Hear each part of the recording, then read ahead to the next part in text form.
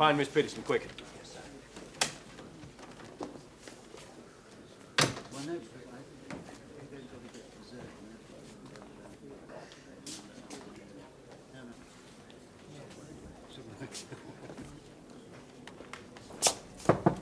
Miss Peterson. Miss Peterson, they're back.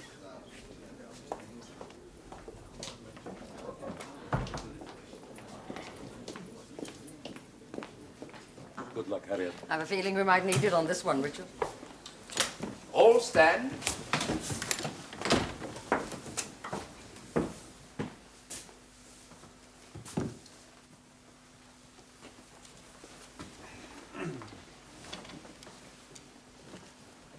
Will the foreman of the jury please stand? Members of the jury, are you agreed upon your verdict? Yes, sir. And do you find the prisoner at the bar guilty or not guilty on the sole count in the indictment? Not guilty. And that is the verdict of you all? Yes, sir. Discharge the prisoner. Everybody stand, please.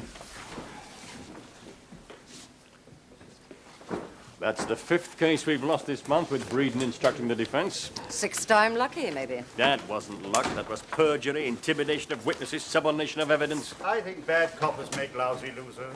Ed, my dear, would you care to join me in an arsenic and tonic? It looks as if the judicial process is over for today. No, thank you, Sir John. I agree, Superintendent Grover. I don't think the jury's verdict had anything to do with justice either. Private opinions don't count, not in our job. Women, all the same.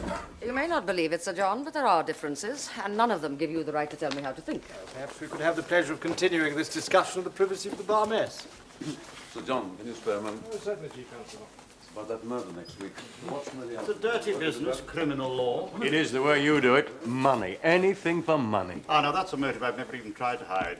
When I win, I want more. And he's had a very successful day. Too bloody successful. He's getting greedy.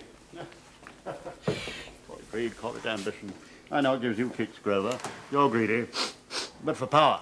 No, in your case, you call it dedication. Why don't you go home and count your money? Time's running out. I should retire if I were You you. won't stop me, not for all your threats, but I'll stop you one day. I know how you work. What do they call that place of yours? Gestapo headquarters, is it? And give these to your solicitor. My job's over. Don't take any bets, Miss Peterson. Oh, we've all got to live, I told him. How much did he pay you, Ernie?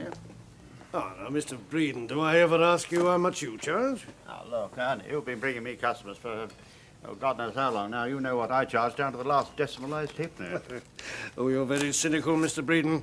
Do you know, I do find sometimes I have to tell my clients. You'll find Mr. Breeden very cynical, I tell him. What do you want, Ernie? Well, I've brought the witness, that's all, Joe Hardwell. Well, bring him in then. Ooh. Oh, would you mind, Miss Sutton, please? Yes, Mr. Breeden.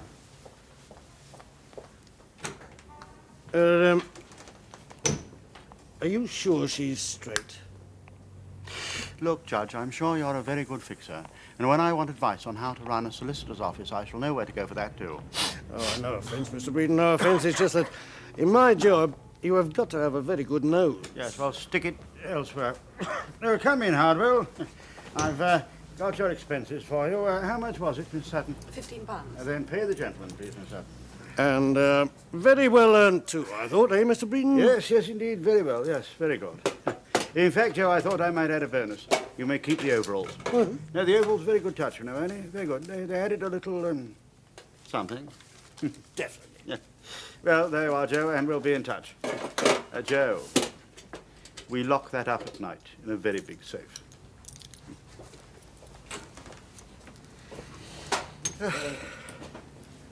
There's just one other thing, Mr. Breeden.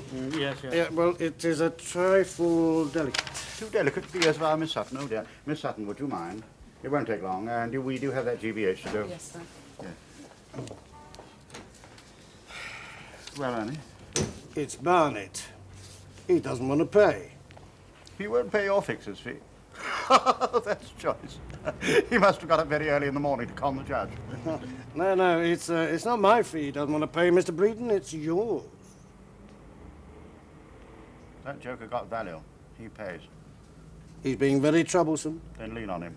Well, I can't do that. I'm not a heavy, you know that, but by God, he is. You know who to speak to. He'd have gone down if it hadn't been for me. Well, he says that he saw £200 marked on Gallagher's papers, only 20 for the junior, and at 1,000 he thinks you're robbing him. What does he think this is, a lucky dip? I put my reputation on the line with every case. I match my wits against hard men like the Grovers of this world. What does he know about counsel's fees? Well, I think perhaps if you forgot Bloody the last barristers, Gallagher, Queen's bleeding counsel. When he first came on the circuit, I could have bought him 4 times over. Oh, he was keen, he was bright. But what risk did he ever take? Every penny I paid him, whether he got paid or not. Oh, You should be there today. I got a mouthful of libel from Grover. What does Gallagher do about it? Get me an arsenic and tonic, says he. Barristers give me the bellyache. Mustn't touch this, mustn't do that. Anyone would think the solicitors have got the pox or something. I still think perhaps if you let Barnett off that last 250, after all, you'll be clearing 750. Look, Annie, he got off because I am clever and expensive. No one welshes on a deal with me. Well, there'll be trouble, Mr. Breeden. I can smell it. There'll be no trouble, Ernie, for you or for me, provided he pays. I do not like it, Mr. Breeden. If you do not like it, Ernie, you pay me. You're responsible to me, Grover, for the success or failure of proceedings you bring. You authorise this charge, sir? On your advice. I took counsel's advice, sir. She dropped the indictment. Running a police force is not just a question of putting rubber stamps on other people's decisions. There are much wider implications. I understand that, sir. The citizens of this town are entitled to a due protection, that criminals will be prosecuted and innocent people will not be. I don't take law-abiding citizens into court. What the Watch Committee want to know is why another innocent man was tried today while the crime rate's still soaring. He was as guilty as hell. They happen to think, Grover, that if people are acquitted, it's either because they're not guilty or because we're incompetent.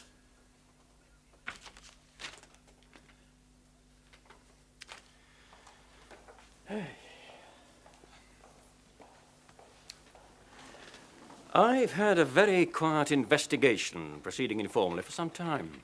Is that my knowledge? Not without suspicion.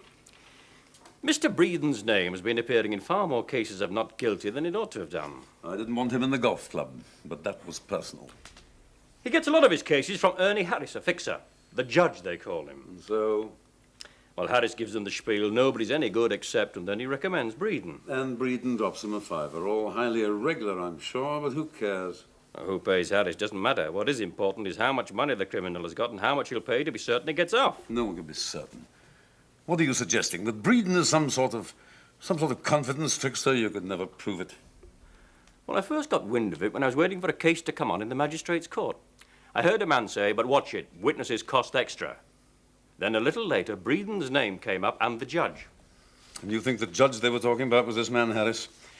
I don't call that very conclusive. Well, I went back through the files. I was looking for men who'd been defended by Breeden and convicted. And I don't suppose you found many of them. Oh, he's clever. Most of his work is straight. A lot of his clients plead guilty. I'm still digging. I've got 2 statements. Statements? What do they say? Breeden gave them a straight choice. An ordinary defense for 300. For 1,000, he would provide witnesses and guarantee acquittal. He couldn't guarantee even his witnesses. It was a money-back guarantee. In writing. I dug a little further, found a man called Barnett who'd got off but didn't like the deal. Take it or leave it, trust me.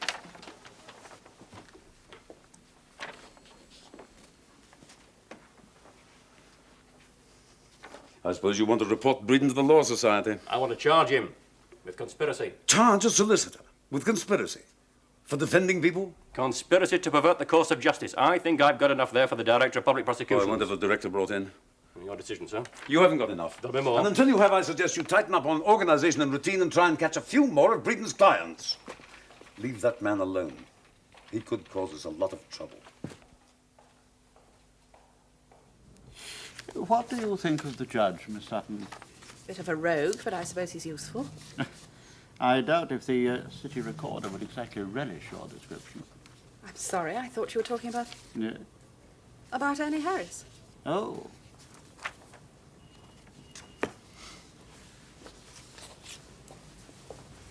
Miss Sutton, keep out of Grover's way.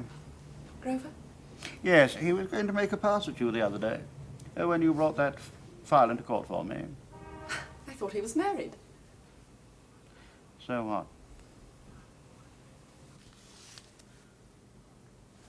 Harriet, I'm frankly surprised. Ours is the coolest of all, John. Thank you. When I was younger, I used to say it really wouldn't make any difference if it were my mother in the witness box. It would be hard to think of you as a mother's boy, John. I got my very first brief from Charlie Breeden. 2 guineas. Case went on the whole day. I was going to frame that cheque, but it took 18 months to arrive. Breeden's a criminal. Bit harsh, but yes, I go along with that. Then why? Why carry on? I don't owe anyone an explanation for taking Breeden's work. I don't use his methods. I prosecute or defend with absolute indifference. Pontius Pilate? You flatter me, Harriet. He was the judge.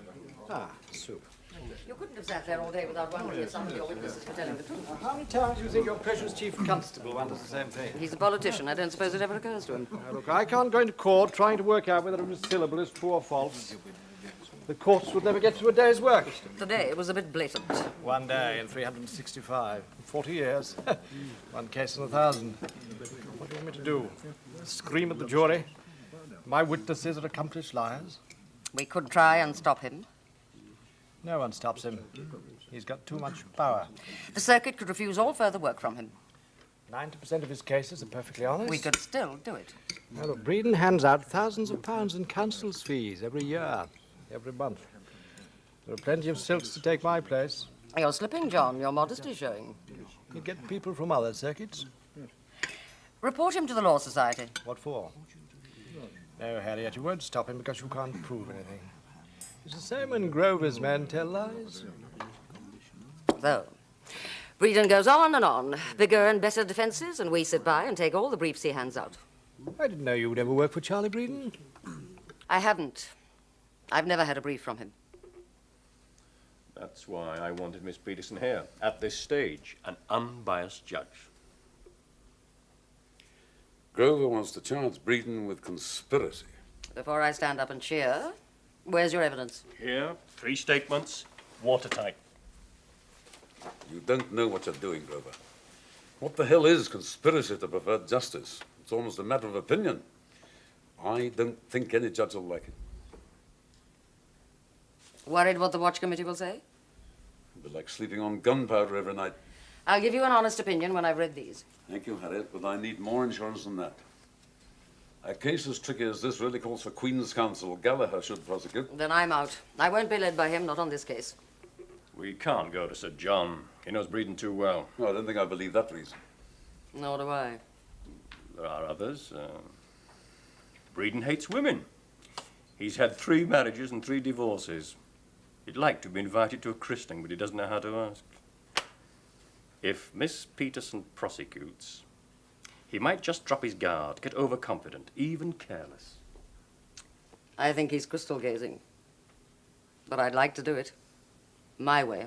No, miss, my way, please. You too have a reputation, Superintendent, in some quarters unsavory. You don't have to take the case. That decision's out of your hands. Sir. To you, Harriet, this should just be another case. Win or lose. To Grover, it's personal, to settle old scores. If he loses, it's just another unfortunate statistic. But for me, it's different. If I authorize the prosecution of the biggest lawyer in town, and it all comes unstuck, so will I. They'll have my job. Nobody could criticize you, sir, for prosecuting a man like Breeden. Do you want me, Richard, or don't you? Grover wants you for good reasons, but on bad conditions. If I thought we had a really good chance of winning... This man is dangerous, sir. Very well, but Miss Peterson's way or not at all. I must have some control. You produce the witnesses. She controls the case.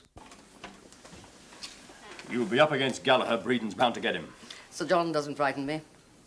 In fact, I think I'd like to see him defend a man of whom he has such a high opinion. But you'll need more than these. There is another witness. You may not think it very ethical. Then I shall say so. I'm not allowed to see witnesses. I think you should look at this one. It's against the rules. Detective Sergeant Jane Sutton. For the last 3 months, Breeden's confidential secretary. Quite the prettiest policeman I've seen this month. Unethical? Disgusting methods of the gutter. I shall be very surprised if you're called as a witness, Miss Sutton. How do you do?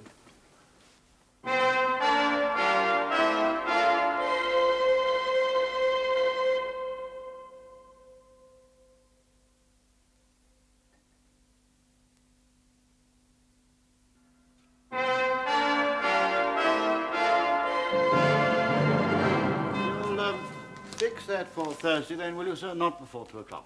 Thank you.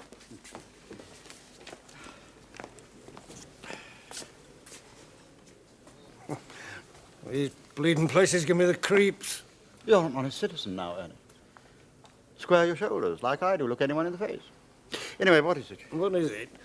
That girl in your office, one of my clients, recognised her. Oh, really? Really? She talked a load of legal rubbish about the conduct of the case, but I won in the end. Arnold made a promise to call Sutton. Now listen, I want some decent verbals when we arrest these two jokers, right? You know me. I'm Superintendent Grover. This is Detective Sergeant Crawley. Charles Breeden, I have a warrant for your arrest on a charge of conspiracy. Ernest John Harris, I also have a warrant for your arrest on the same charge. Oh, Christ. You've backed my office. I must warn you both, you're not obliged to say anything unless you wish to. Go round the bloody pen. Please, Just to Mr. finish you, you'll be out. The verbals, Mr. What are Breeden. you puking all over the place for? He's an acting superintendent on the slide. We have been Look, cautioned. I had Grover's on toast for breakfast when I was an article clerk. Are you going to come peacefully, Mr. Breeden, or do I have to use force? May I see the warrant? Both of them.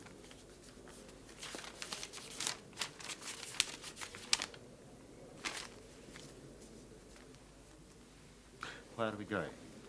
Gestapo headquarters. Just to the police station. And you, from now on, keep your bloody mouth shut.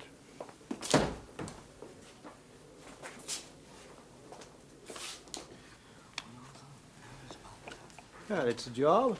You were bribed. Only with money. You told your clerk you didn't want the brief. All I said was, I don't care if he is an old friend. I want a fair fee. £2,000 for defending Breeden is a bribe. You've been working too hard. You need a holiday. You should be prosecuting. Nobody asked me. I wonder how that happened. You can hardly expect me to enlighten you. Why do you think they chose you? I know why. You know, they told you. I was there when they decided. With a grandstand view of all the arguments. You were taken, Harriet. You might not be so cool if you knew why they didn't choose you. You've been used, conned. Your precious chief constable. Yes, and Grover. They both need a scapegoat. Insurance. Just in case I get him off. Richard Arnold is one of my oldest friends. Now, which you think he puts first, you or his job? If Breeden gets off, he'll be in trouble. And so will you. It was Grover who wanted me, not Arnold. Even better, you sack Grover too. Maybe. He can't sack me. Now, which police force of the circuit will employ you if you get the chief constable into boiling hot water and a superintendent the boot? Doesn't it worry you that you were Breeden's first choice? If he's acquitted, I reckon you'll be top of the blacklist. I begin to think you're frightened I might win. Not with the evidence I've got. Yes, you have me there. Still, at least we can agree on something. You're pleading guilty? Don't be silly, my dear. Still, I shall lose. I'm not fooled so easily. No, you've only got to look at the man. He looks like a criminal.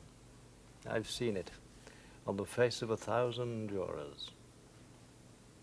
Now, if he was only the defense, Celeste, on trial. Make me sick. After taking money from him all these years, you're going to shop him. Oh, don't worry. For £2,000, I shall put on quite a show. You can do it with one glance. When you ask him that final question, have you ever conspired to pervert the course of justice? All it needs is a look, a hint of cynicism, and the jury will know. This is a job just like any other profession. A surgeon can't be concerned with who is on the table, neither can I. My personal feelings will not affect the way I defend Breeden. You'll take $2,000 for defending him and cheer when they send him to prison. I might. I shall watch every move you make, John, and if you put one word wrong, one glance...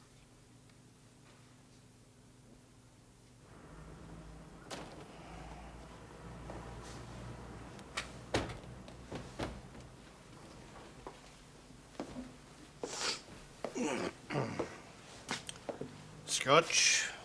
If it's to do with your case, there is no chat. Oh, of course not, of course not. It's a disciplinary charge, sent to prison on bail. I know the rules. The first one is what will you take for it? Who'd you get to ring me? A contact. If you've any information for the police, let me have it. If it checks out, someone will pay you. Scotch, sir. Make it two, will you? Yes, well, it's to do with Breeden's client. Come on, then, let's have it. Well, that's all very well. What about me?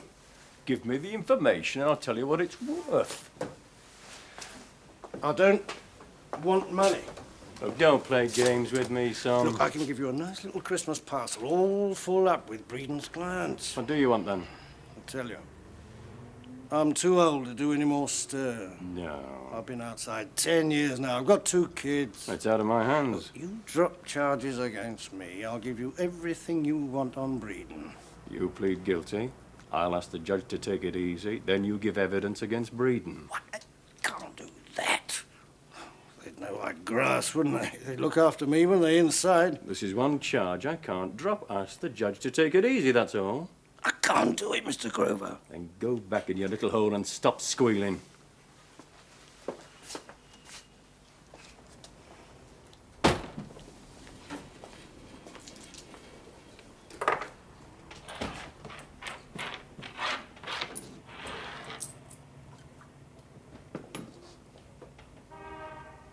Put up Charles Breeden and Ernest John Harris.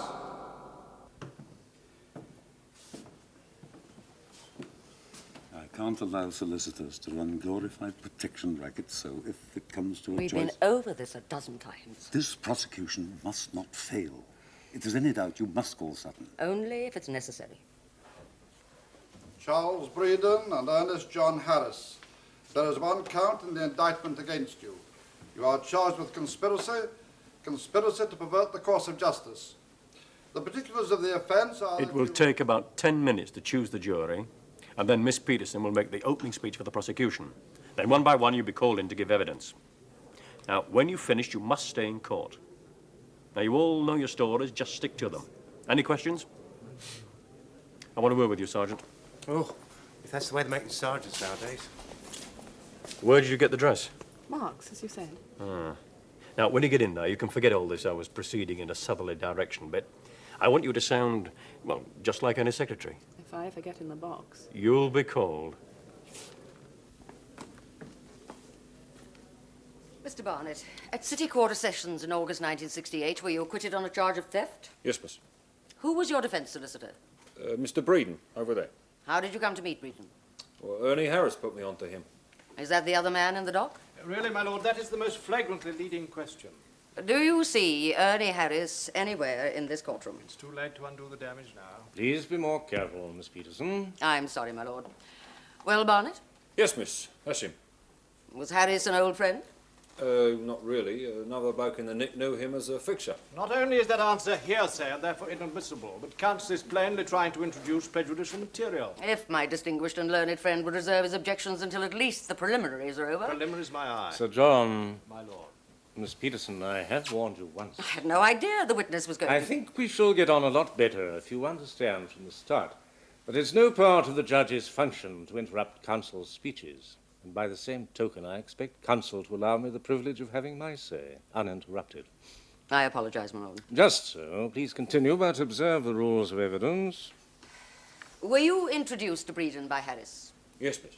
For a fee? Don't lead the witness. 50 quid. Who did you pay and for what? Well, as I said, Ernie Harris is a fixer. I paid him £50 to fix me up with a solicitor. He got me Mr. Breeden. Was Harris working for Breeden? How could he possibly know the answer to that? Did Harris say he was working for Breeden? Don't think so. Did Breeden say so? No. Satisfied? Just follow the rules. I'm asking no favours. Now, I want you to recall the first meeting you had with Breeden. Will you tell the jury what was said about money?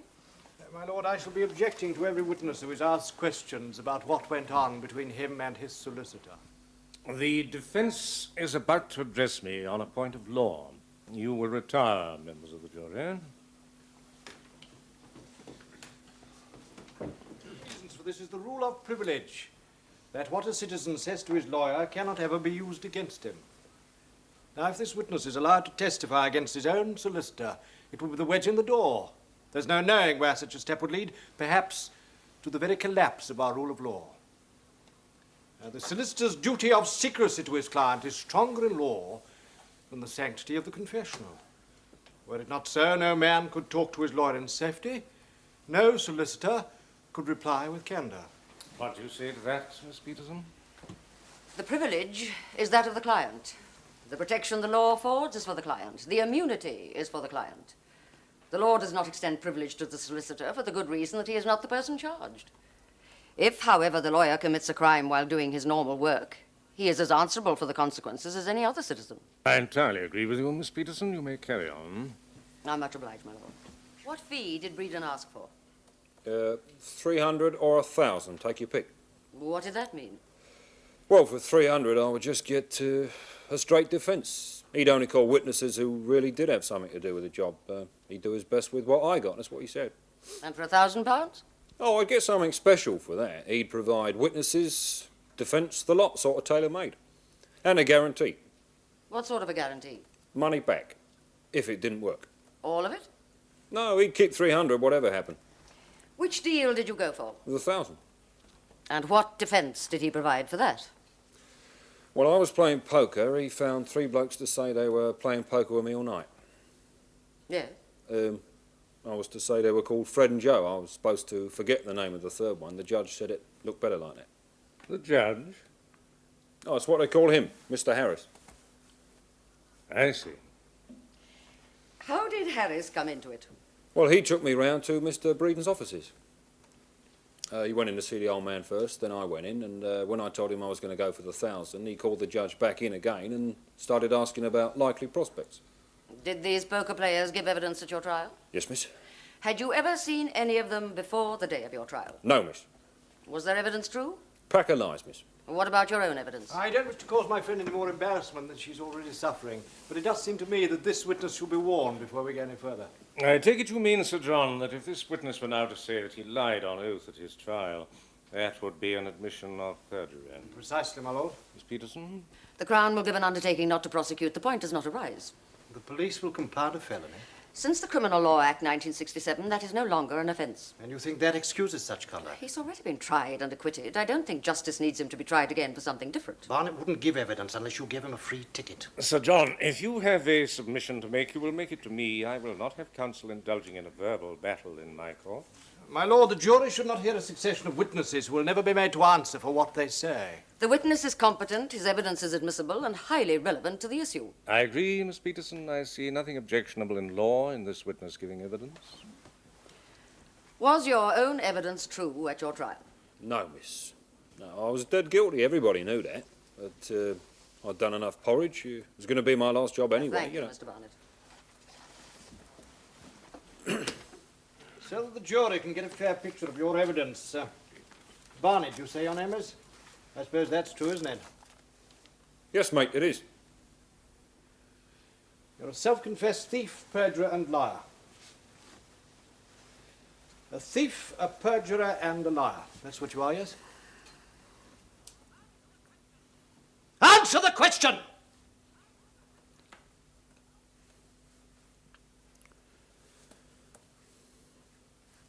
I suppose so, yeah. Let's try something a bit easier for you then. Mr. Breeden tried to talk you out of a defence of an alibi, didn't he? Well, that was his idea. He said it was as old as the hills. No one will believe it. No, I said that. He told me to shut up. What Breeden actually said was, if you really were playing poker, don't let the prosecutor shake you in the box. Well, it was like I said. Breeden didn't invent a perjury defence, you did. It was his idea. As you owe Mr. Breeden money.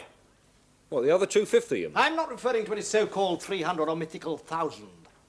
I'm talking about the bill for £350 you received from Breeden after you were acquitted. A proper bill for your defence. Look, he told me to forget all about that. He said that was for the bookkeeping or something. I mean, he already had the other 750. In that case, you'll have a receipt, a cheque stub. No, I paid him in fivers, old fivers, wasn't it? Well, receipts? What's receipts a deal like that? You're a liar and a thief! And you expect the jury to believe that you keep no record when you paid £750 to a solicitor? Do you ever tell the truth? You say you paid Breeden £750? Yes. So you still owe him £250? Yeah. Is it right that you've been advised not to pay the £250? Yes, miss. That if Breeden wants it, you should let him sue you? That's what I was told, yeah. Has he sued you? No. For £250 or for £350 referred to by my learned friend? No. I wonder why. Thank you, Mr. Barnett. Think they'll believe him? It's anybody's guess. I call Edward Atkin. Under a street light. 3 coppers I knew like they was my own uncle. I got one of them in the crutch, the other one with me jemmy, and the third one, he fell over. I was off like muck off a shining shovel. Shining? Does this case concern a shovel, Miss Peterson? He means rather quickly, my lord. Ah, the military expression. What did Breeden say? For 300 I'd have to take me chances. For 1,000 he'd fix it, so I got off. And which did you choose? Well, neither. I told him I'd have to go on legal aid. Did you get legal aid? Yes. I got 18 months, too. Silence! I want to get one thing straight for the benefit of the jury, Mr. Atkin. Have you been to prison more than once? I've done so much bird miss, I'm sprouting feathers. Was any inducement offered to you to give evidence here today? Oh, no. I mean, if I'd seen Grover before he'd seen me, I'd have been off like... I'd be 1,000 miles away from here now. How were you persuaded?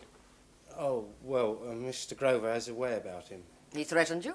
Oh, no, miss, no. Just said I hadn't got no choice, that's all.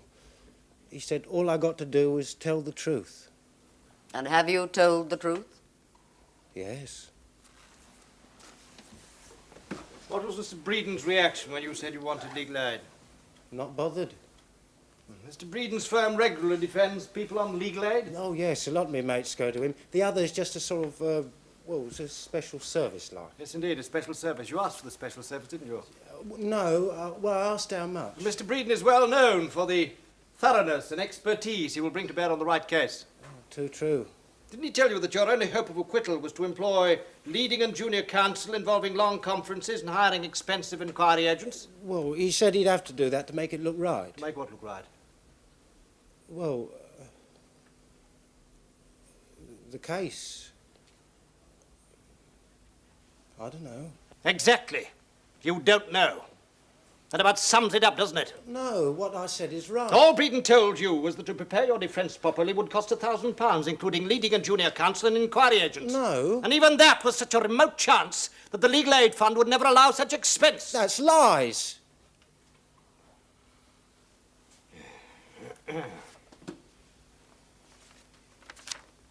Have you got 6 previous convictions, all involving dishonesty? Yes. And did you plead not guilty every time? Yes. Did you go into the witness box? I suppose so. Answer yes or no. It's quite simple. Yes, so what? I'll tell you so what. 6 juries have found you to be a liar. What are you going on for? He's admitted he's been inside. 72 honest citizens have found you to be a perjurer. The oath you took to tell the truth means nothing to you, isn't that right? No. You were innocent? Every jury was wrong about you? Yes. Tell me this then, and take your time about answering. If the jury really discovers the truth about your evidence today, which way do you say they should find, guilty or not guilty? My lord, that is a most improper question. The witness is not a lawyer. He is not in the dock. It's not his guilt or innocence. The jury is here to try. I agree with you, Miss Peterson, but for what it's worth, the question seems admissible. Miss Peterson should have given you enough time to work out the answer by now.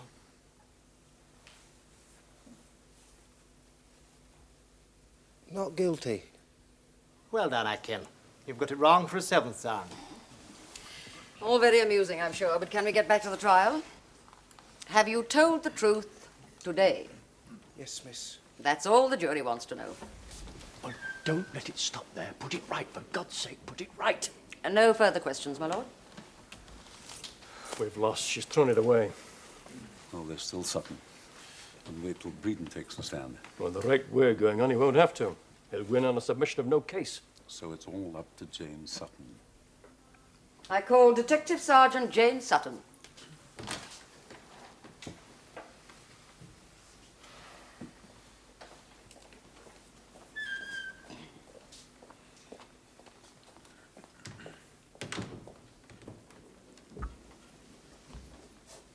I swear by Almighty God that the evidence I shall give shall be the truth, the whole truth, and nothing but the truth. Are you Jane Sutton? Yes. Are you a detective sergeant of police, and are you on temporary attachment to the city police in this town? I am. Will you tell my lord and the jury what job you were doing for the first 3 months of this year? I was private secretary to the man in the dock, Charles Breeden.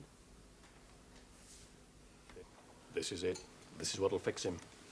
My lord, I am objecting to the evidence of this witness. Do you wish the jury to leave? Yes, Sir John. You, my lord, my friend, and I have all read the deposition of this witness. Only the jury has not heard what she is prepared to say. That is right and proper. In England, juries try cases only on the evidence of their own eyes and ears. Now, here in this courtroom, you, my lord, have to decide whether witnesses who are available to give evidence should be allowed to do so. In making that decision, you are guided by the rules of evidence and by the rule of natural law. You are not addressing the jury. Which are you relying on? Justice, my lord, natural justice.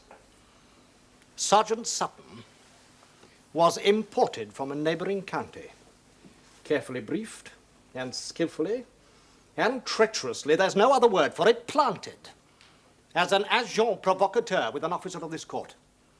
Yes, my lord, a solicitor, an officer of the Supreme Court.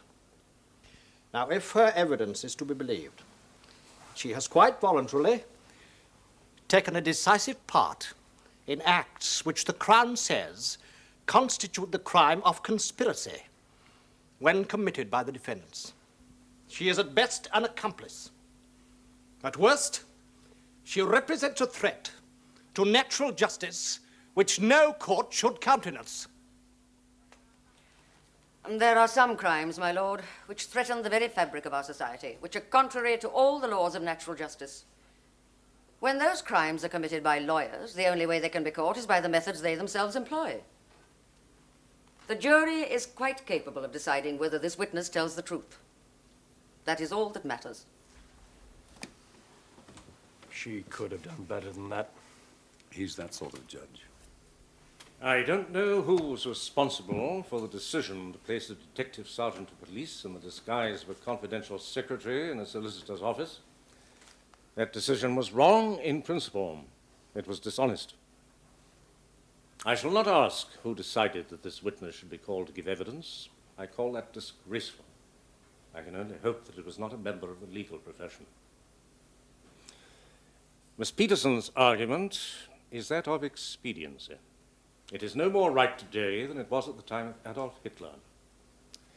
But I know of no authority which says that I can prevent the jury from hearing this witness. My lord, I decided this witness should be called. I am not interested in your excuses. Question my principles. You say publicly I can't tell right from wrong. I shall answer you, my lord, publicly. I have the conduct of this case. I insisted it should be done my way. I shall adjourn this court for a brief period. Both counsel will see me in my room.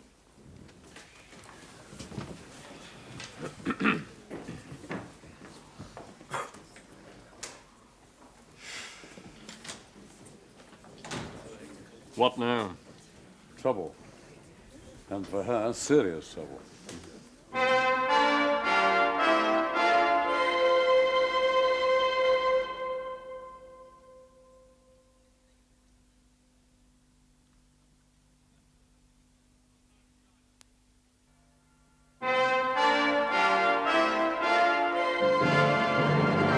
And let me add, you will never address me like that again. I speak as one of Her Majesty's judges. That office deserves respect. Judge, I don't know what to say. Try saying sorry. You, Sir John, have been indulging in personal polemics to a degree that I find distasteful and surprising in a man of your seniority. I shall say no more. The matter is closed. Now, Harriet, what got you so almighty steamed up? I've never had such a tongue lashing.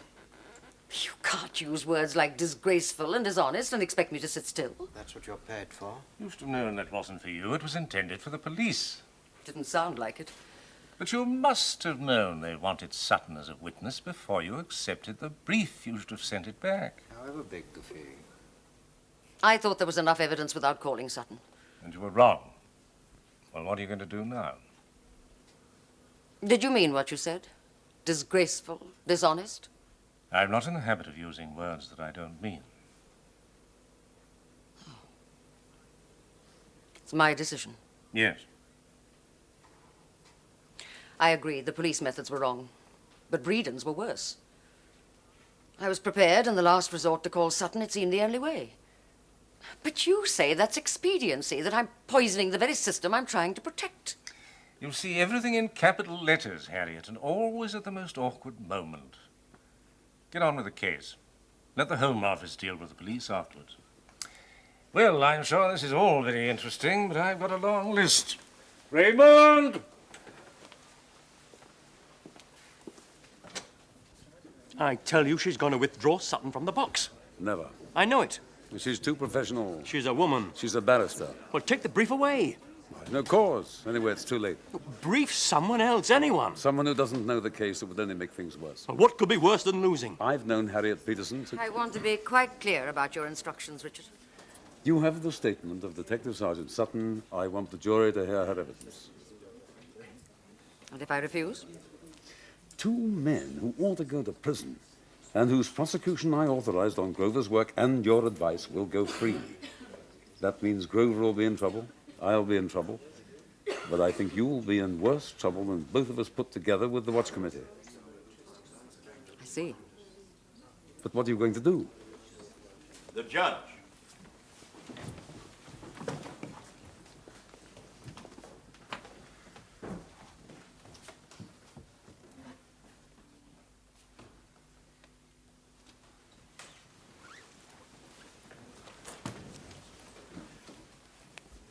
I rule that the evidence of this witness is admissible. I reject your submission, Sir John. Please proceed, Miss Peterson.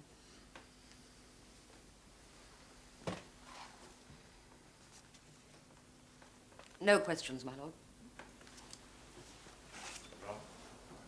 Thank you, Miss Sutton. My lord, my last witness is evidence of arrest. I call... And finally, I must direct you as a matter of law to ignore Detective Sergeant Sutton. The only evidence she gave was her name and occupation, and that will not assist you to reach a decision. You will not, I repeat, you will not speculate as to what her evidence might or might not have been. You will not speculate as to how that evidence might or might not have affected your verdict. Members of the jury, you will now retire to consider your verdict. Do you find the prisoner Charles Breeden guilty or not guilty? Not guilty. And do you find the prisoner Ernest John Harris guilty or not guilty? Not guilty. And are those the verdicts of you all? Yes, sir. I ask for an order for costs against prosecution.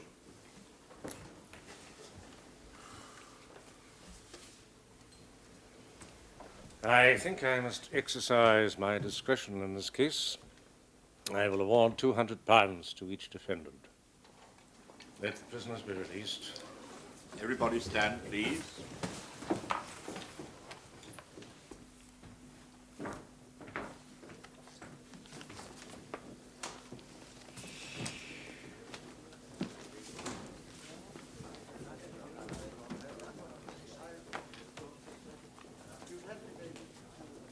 What we do about Miss Peterson now is a political decision. But I want your views, Sir John, as a senior member of the Circuit.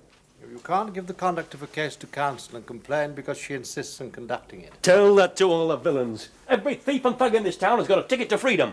All he needs to do is to go to Breeden's cash desk. What do you want to do, Chief Constable? What are the alternatives?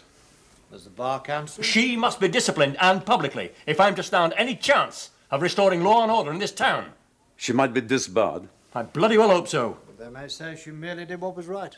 Then I must do what's right. The Watch Committee will demand it. She gave me her word she'd call Sutton. She took the brief on that promise. She broke faith. With me and with the people of this town. The consequences will mean months, years of work for the police.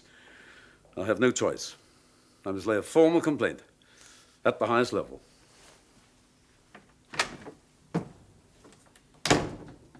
I have been followed ever since. Well, a gentleman in your position could complain. I have.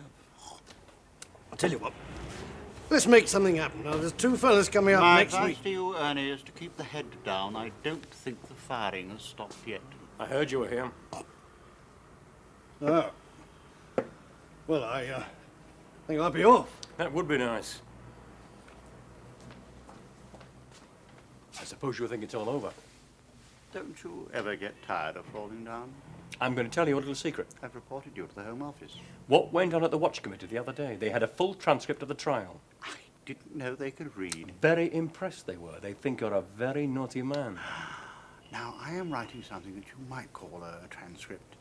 It's the juicy bits about policemen from my files. I'm thinking of calling it Grover's End. They've given me the lot. Just one condition. Put Breeden away this time. I've got men, facilities. Manpower, facilities, money, computers, all this just to catch one man. And as though that weren't enough, you send your policemen to school so that they learn to make it stick in court. Oh, you've forgotten the presumption of innocence. It's all on the villain side all the time. And what does society give him to establish his innocence, Me. Ernie Harris, and me. And the jury, and justice. The public's entitled to protection. The public are entitled to protection from you. Don't complain about my methods. I learnt them all from men like you. I'll see you in court, as they say. Same time, same place. Oh, Grover. Same result.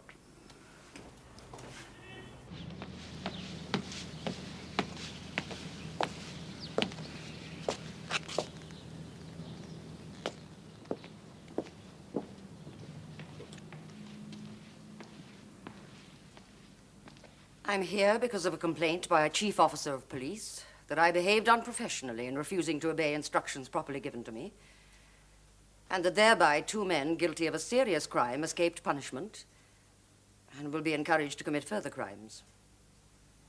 You've read the transcript of the trial.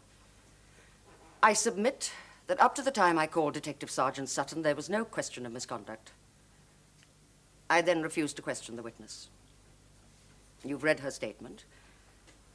If the jury had heard her evidence, in my view, Breeden would have gone to prison. Society would have been rid of his corrupt practices if I had carried out my orders. The trial judge spoke of Adolf Hitler. I did not enjoy being likened to those who carried out his orders. I'm not a machine to have instructions fed in one end and reproduced copperplate the other. I'm a human being trained to be part of the best judicial system the world has known. What I do in my job helps mold, change, improve that system. When a judge tells me that what I'm doing is disgraceful and dishonest, what am I supposed to do? Say it to myself 3 times quickly and hope the cock doesn't crow? You've read the words the judge used in his report to you. Mistaken, under pressure, headstrong, and so on. Those are excuses. And I'm not offering excuses today. I'm not joining the Quality of Mercy Brigade. The decision was mine. I did what I thought was right. If that was misconduct, then I must take the consequences.